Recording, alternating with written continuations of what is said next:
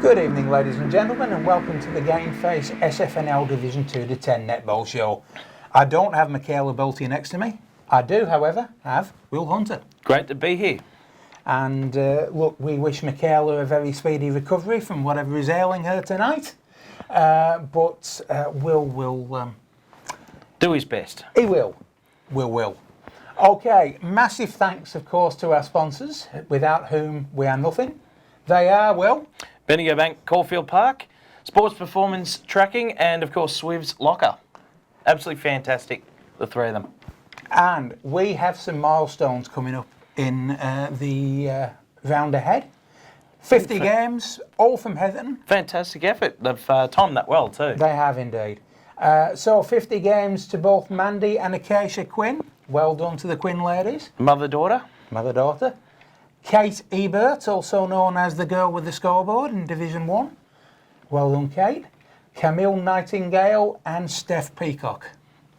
So congratulations to all those girls. We'll jump straight into Division 2.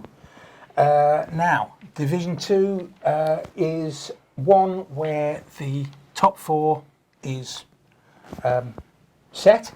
Yep. The positions within the top four can change. So I suppose the key results from last week is Heatherton being pushed very hard by Keysborough, who won't play finals. 30-28 was the final score. Not a lot in it. Keysborough coming hard at the end as well. So Heatherton were really given a run for their money there. Murrumbina in third were also pushed hard by St Kilda City, who also won't play finals. They only won by 31-26. Oakley had a somewhat easier time of it against Maudie Alec, and Caulfield had the bye. As we'll see with the tables for Division 2, Heatherton lead the way on 36 points, Caulfield on 30, Murrumbina on 32, but they're behind Caulfield by way of playing a game extra. Yep, so we look at the points ratio, I think, the 2.67 to 2.73. Yep. And Oakley in the final semi-final spot on 28 points. So they can't be budged now. Yep. Now, coming round, Heatherton v Caulfield is the big one, first v second. Huge game, huge. Caulfield can lose second spot very easily if they get beaten here. So, you know, the onus is on Caulfield to take it to first place Heatherton, who have been a little bit wobbly in past weeks, even though they've kept winning. So do you think they've got a chance there, the Teddies? I think they've got a big chance. Tip Heatherton, but not with any confidence. Oakley have got St Kilda City, who've shown themselves to be difficult to beat as well. So it's certainly easy. It's certainly interesting, is what I'm trying to say. Yep. Amongst the sides in the four as to what order they'll finish in. Oh, for sure. Now let's have a look over at Division 3, and a few interesting results across the board, and a couple of really close results there as well. Anything really stand out for you, Huey, in round 13? Well, firstly, again, the top four is set in this grade, but the permutations within the top four, anyone can finish anywhere from first to fourth. So, Murrumbina beat Dingley, which they had to do. Dingley third last. South Yarra beat St Kilda City, which basically made sure that South Yarra were in the top four and dented St Kilda City's chances of a double chance, with Doveton beating St Paul's by 42-21. So they were the key results. As we'll see from the tables, Murrumbina are leading the competition, having only lost once for the season on 40 points. Doveton and St Kilda City on 36. And as with the previous division, South Yarra have played one game extra but have 2 points more. But because of playing one game extra, they're behind by 3 to 2.92 on the match ratio. So just 4 points separating first and fourth there, really tight at the top there. Obviously, Frankston Dolphins probably too far out to jump into the top 4. If we have a look at round 14, some interesting games there. Yeah, look, probably all the top 4 should win their matches here. Murrumbina play Caulfield. South Yarra have Cheltenham. Doveton, they play Blackrock, who just got their first win for the season. And who have I left out here? St Kilda City, haven't I?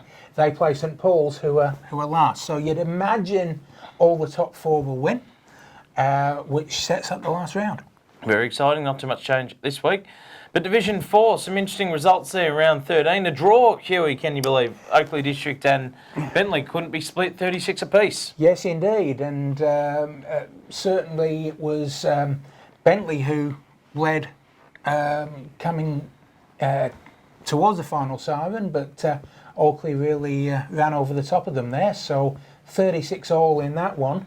The big game here, though, and this is really the grand final dress rehearsal, which was East Brighton 51 beating Karen Patterson Lakes 47. CPL were two games clear on top. East Brighton pegged one of them back. Two very good sides who wouldn't be out of place in higher divisions than Division 4. And we may see them there in coming seasons. But that was a quality game of netball. And if that's what the finals are going to give us, bring it on. It'll be a huge final series in Division 4, that's for sure. If we have a look at the ladder, CPL still on top, ahead of East Brighton. Springvale Districts and Clayton make up the remainder of the top 4, but Mordialloc level on points there with the 4th placed Clayton. Still a chance to sneak in. And Mordialloc probably have the more favourable draw as well, so this will be interesting. Certainly it's anyone's game. Really, it's anyone's 4th spot. Yeah, and as we can see, Mordialloc, they take on Oakley District this week, which is a must-win game for them. Must-win game for them, and one that they should win. Clayton, on the other hand, have East Brighton, who are a very tough proposition for anyone. Tough assignment. CPL play Keysborough, which you'd favour them in. But Springvale Districts have the bye, so they won't be scoring this week. No. So, yeah, again, very interesting state of play there. And over to Division 5, round 13, threw up some interesting results there as well. Anything catch your eye? Really, Caulfield looked the goods in this competition for me. They played Aspendale Arrows, and that was first against third, and we felt that this might be a test for Caulfield. It's a test that they passed with flying colours. 48-34, they were never really troubled. Aspendale won the second quarter, but that's the only one that they won for the day. Yep. Caulfield just had a little bit too much know-how for them, and that really put them in a bit of a dogfight for 4th spot now.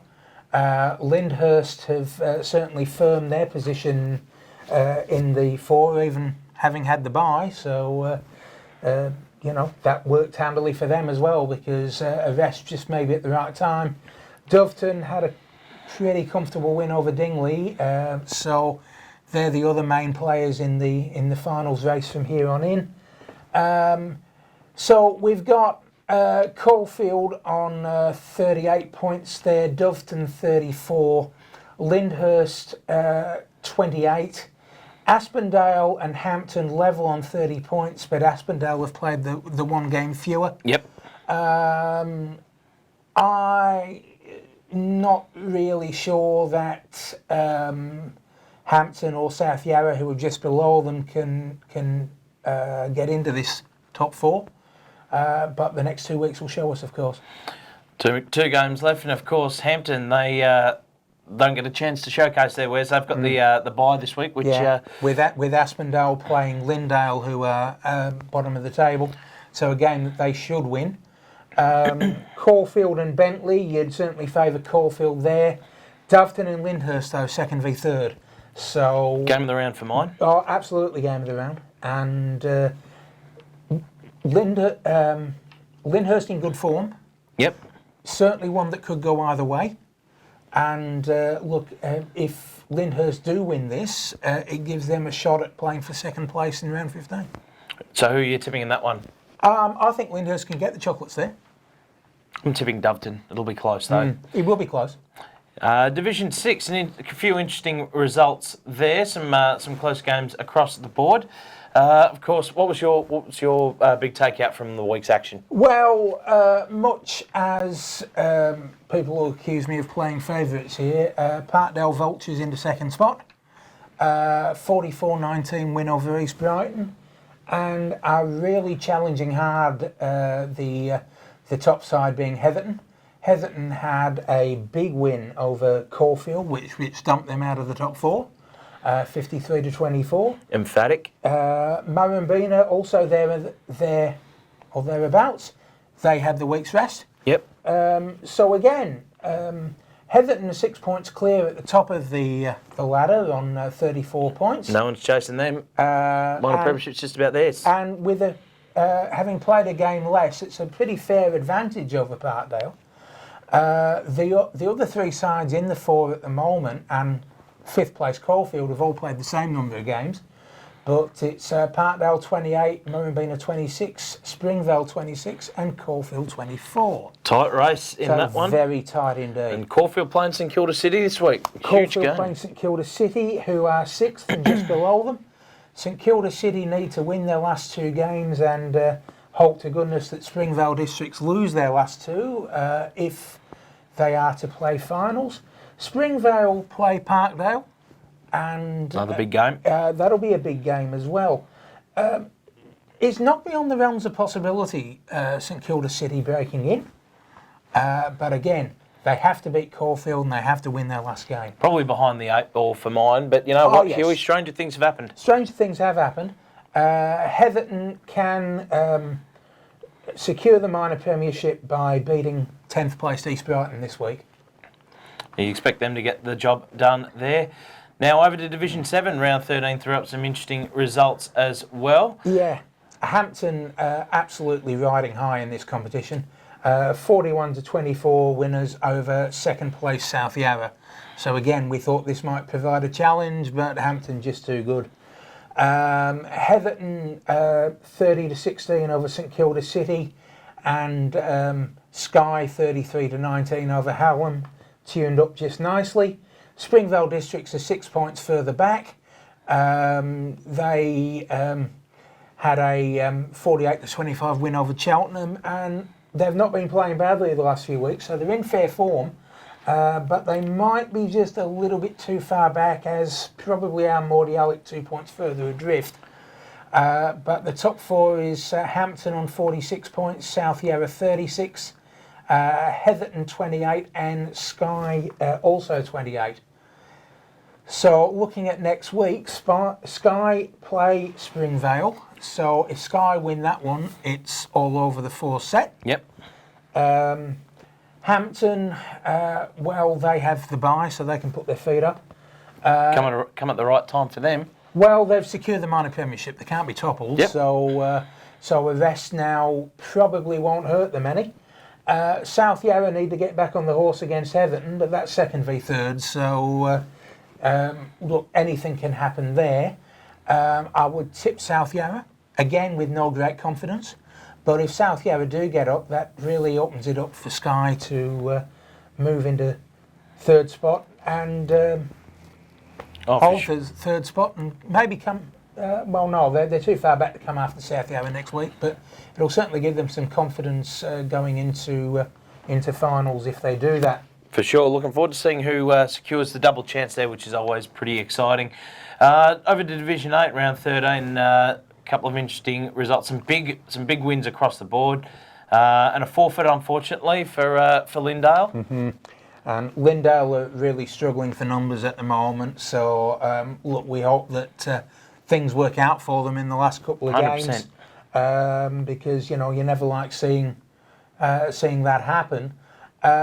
Dingley 57 against Bentley 13. They're only 2 points clear of South Yarra, who beat Doveton by 44-17. The big race is for third and fourth spots. You've got Cheltenham and Dandenong on 28 points, Doveton on 24, but Dingley and South Yarra are on 40 and 38 points respectively at the top of the tree. So they're not being chased down? No, they're certainly not. So the double chance is theirs. Yep. It's, I suppose, academic, if you like, from a scheduling point of view. In week one of the finals, who takes top spot. But for bragging rights and for a bit of a leg up ahead of the qualifying final, South Yarra play Dingley this week. That'll be huge. But another huge game, Dandenong playing Doveton Eagles, which I think a lot of eyes will be on that one, given the tight race for the final spots in the top four. Well, if Doveton lose that one, especially with Cheltenham playing Bentley and favoured to win that, if Doveton do lose that one, that's curtains. Yep. I don't think they will. I think they'll beat Dandenong. But again, certainly it could go either way. It'll be interesting to see, that's for sure. Division 9, another good weekend of netball. An absolute nail-biter between Height and Mordialloc. 1 goal in it in the end. 1 goal in it, and this Mordialloc side, very young side, and they've been improving steadily as the year's gone on. That's a good win from Hyatt. Unfortunately, it comes a little bit too late for them. You would think they've got 8 points to make up, so everything has to go right for them if they're going to play finals. But certainly they've kept themselves in with a ghost of a chance.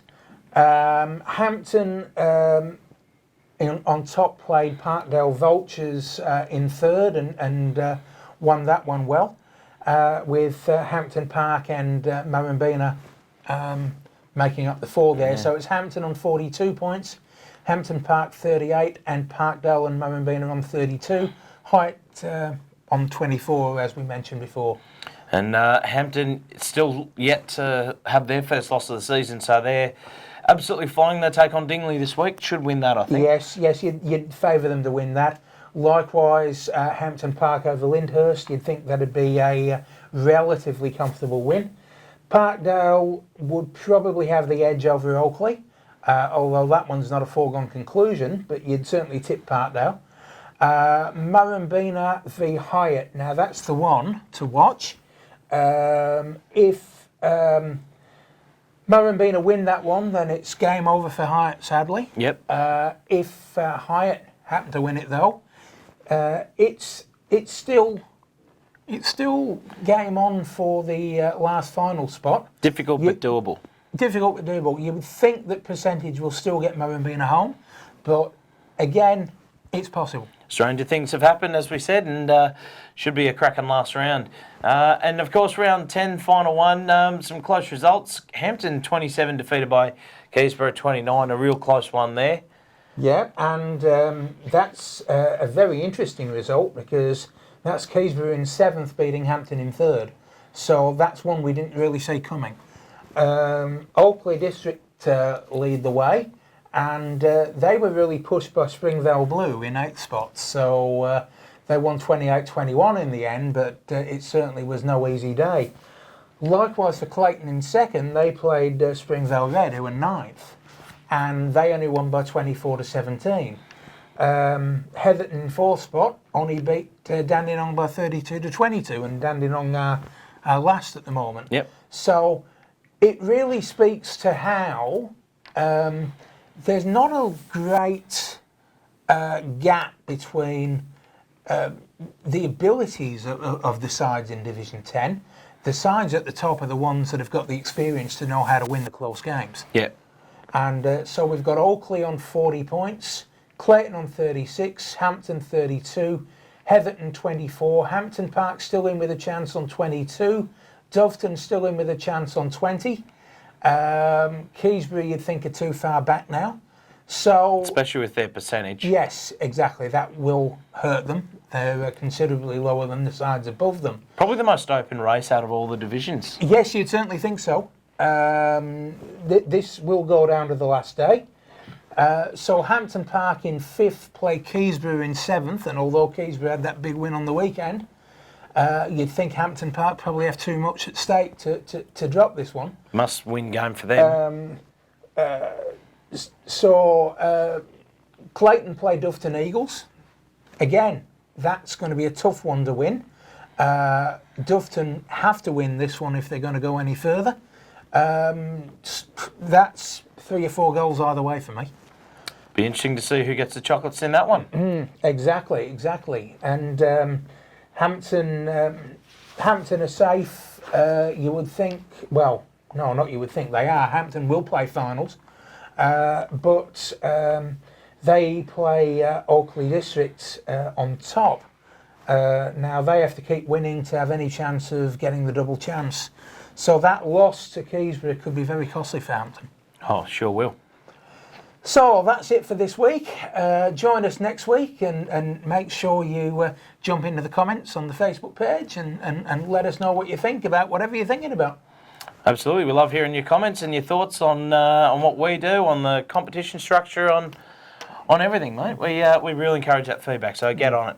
And a huge thank you to our sponsors, Sports Performance Tracking, Swibs Locker and Bendigo Bank Caulfield Park. Absolutely. Couldn't do it without them, could we, Hugh? We couldn't indeed. And so, that's the end of our show. And what do we do every week? Get your game face on. Get your game face on.